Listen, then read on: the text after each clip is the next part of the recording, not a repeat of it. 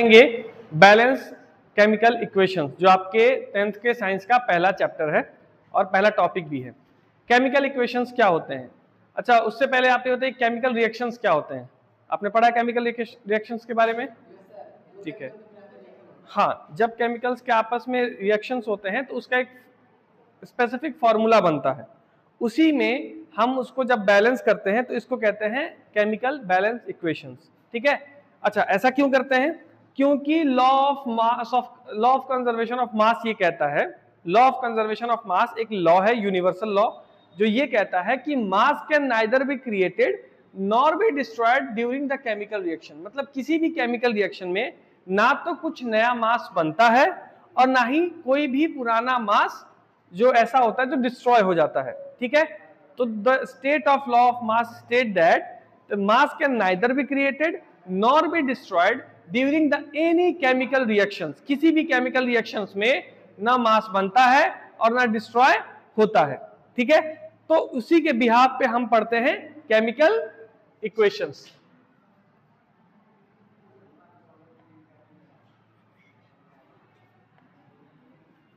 इसको समझने के लिए आपको सबसे छोटा जो आपका तरीका है वो है, आप वाटर को देख सकते हैं कि H2 प्लस O2 जब हम मिलाते हैं तो क्या बनता है? H2। अब इसमें एक चीज ध्यान देने वाला है कि हमने यहाँ पे हाइड्रोजन 2 मॉलिक्यूल लगाया, ऑक्सीजन 2 मॉलिक्यूल लगाया, लेकिन हमको यहाँ पे ऑक्सीजन कितना मॉलिक्यूल मिला?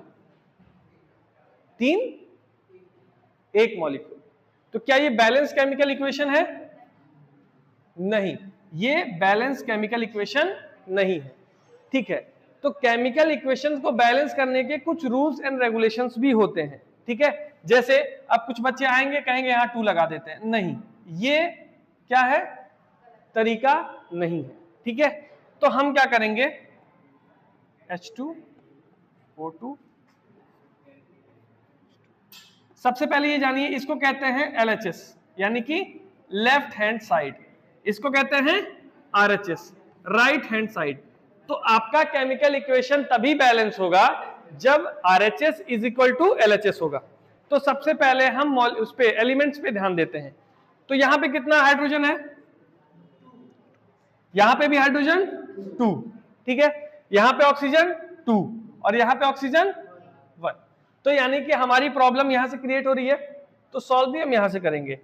तो हम यहां 2 लगाएंगे। ठीक है। तो जब यहां 2 लगता है तो ये 2 हाइड्रोजन को भी मिलेगा और ऑक्सीजन को भी मिलेगा। तो टोटल ऑक्सीजन कितना हो गया यहाँ पे? 2 हो गया कि नहीं हो गया? और हाइड्रोजन कितना हो गया यहाँ पे? 2 2 जा 4। यहां पे 4 हाइड्रोजन हो गया और 2 ऑक्सीजन हो गया। यहां पे हाइड्रोजन कितना है? 2 और यहां पे ऑक्सीजन कितना है? 2। तो यहां पे ऑक्सीजन तो हमारा बैलेंस हो गया, पर हाइड्रोजन 2 बढ़ गया। उसके लिए क्या करेंगे? यहां पे लगा देंगे। तो अब हमारा हाइड्रोजन कितना हो गया? 4। हमारा हाइड्रोजन कितना हो गया? 4 और ऑक्सीजन कितना हो गया? 2। अब देखो क्या दोनों साइड बैलेंस है? इसी को कहते हैं केमिकल इक्वेशन बैलेंस। हाइड्रोजन मैं वाटर को लेकर के इसलिए समझाया हूं क्योंकि ये सबसे बेसिक है, सबसे इजी और सबसे बेसिक्स यही है, इसलिए मैं वाटर का एग्जांपल लेकर के समझाया हूं ताकि आपको समझ में आए। केमिकल इक्वेशंस बहुत बड़े बड़े भी आते हैं। ठीक है।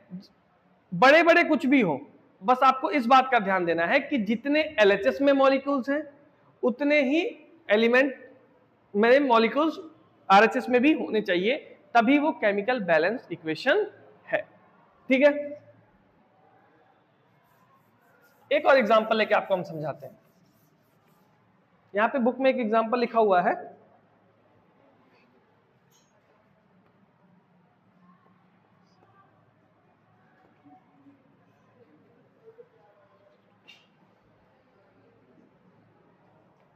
Fe3O4H2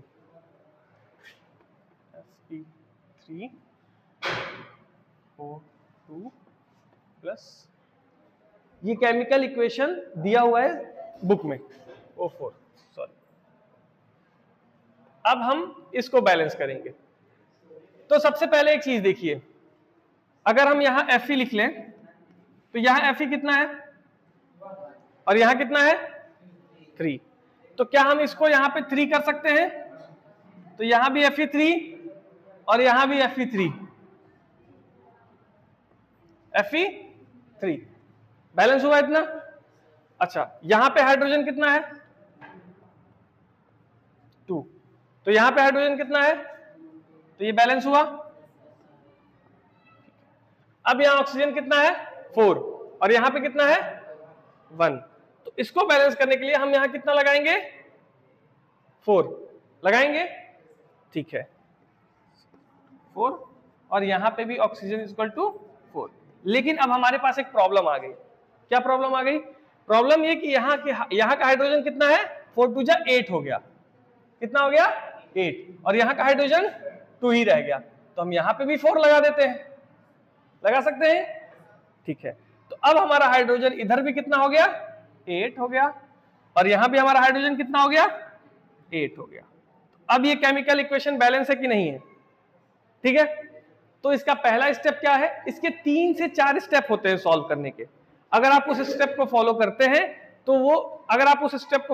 हैं तो आपके प्रोसीजर्स कभी भी गलत नहीं होंगे, जिसको कहते हैं SOP, स्टैंडर्ड ऑपरेटिंग प्रोसीजर।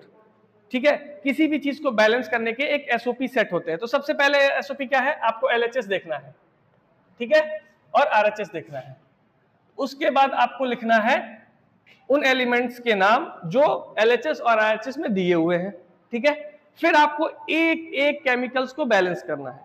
हाँ, ये बात हमेशा रिमाइंडर में रखना है कि अगर यहां पे कोई भी नंबर लगता है तो वो ऑक्सीजन को भी मिलेगा और हाइड्रोजन को भी मिलेगा, और हम कभी यहां पे नंबर नहीं लगा सकते, हम कभी नीचे नंबर नहीं लगा सकते। तो केमिकल इक्वेशन समझ में आया? बैलेंस केमिकल इक्वेशन समझ में आया? ठीक है, थैंक यू।